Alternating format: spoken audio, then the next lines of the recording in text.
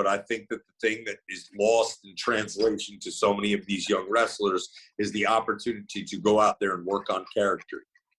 You know, I think that a great example is just like watch the fight scene in Dumb and Dumber. Okay, if you've ever seen Jim Carrey in the fight scene in Dumb and Dumber, with the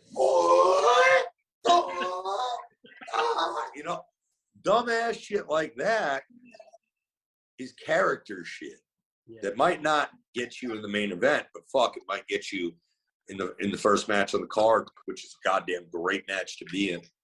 And through that process, you know, you could accentuate that into titles and opportunities to be in main event matches, on pay-per-views, work with the likes of the people that you admired in this business before you broke in. And it's really a gracious opportunity to see the world if you get into pro wrestling. So if I was a young pro wrestler in any walk of the world, you know, from anywhere, you know, man, you know, focus on that character stuff. And sometimes if maybe promo isn't your strong suit, I know that you can work on it, learn it, be great at it, because I can give you a great example of a person that someone admires a lot, and I know a lot of children do, is Bayley. When Bayley got into the WWE, she really didn't have a character, and she kind of developed that because she wasn't a strong promo at the start, where she wasn't very comfortable speaking on a camera and holding a microphone or talking to a crowd, but she worked really hard at it, and Dusty Rhodes worked with her, and a lot of great people helped her, and then she took on a character of, holy shit,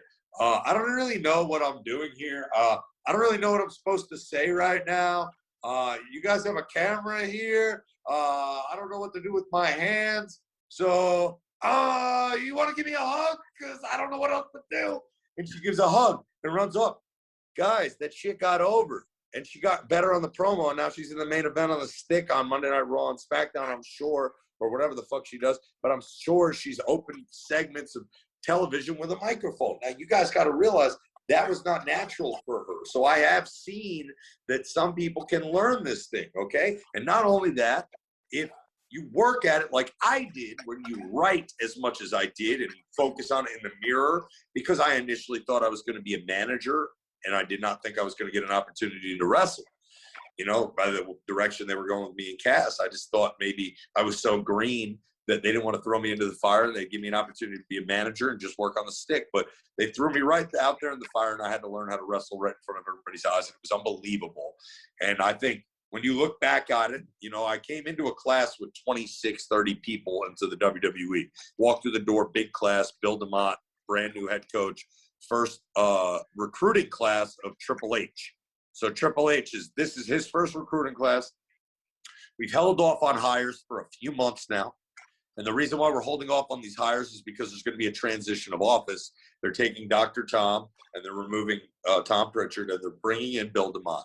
And when they bring in Bill DeMott, he's a drill sergeant. They're bringing in this big class of recruits. And then they're going to fire a lot of talent because Triple H and Bill DeMott, brand new staff. Triple H is the head of talent development now. We haven't created a performance center, and it's old school Florida Championship Wrestling. When I tried out for Dr. Tom, Dusty Rhodes, Steve Kern, and Norman Smiley, and Joey Mercury, that's who I tried out in front of. Okay? And Dusty Rhodes was the guy who gave me the nod and got me hired. Now I walk in the door, Bill DeMott's the head coach, and it's straight drill work, baby. And it was weeding out the herd, and I understood why they brought in a coach like that to you know, say, hey, if you're weak-minded, if you can't take a shit sandwich and learn to like the taste of it, then you're not going to make it in this business. And they fired a lot of people, man. And my name was always on the chopping block, and it was never a guarantee. So I would show up at 5:30 in the morning and wait on the steps for Bill, and I'm pretty sure it was the reason why he hated me most.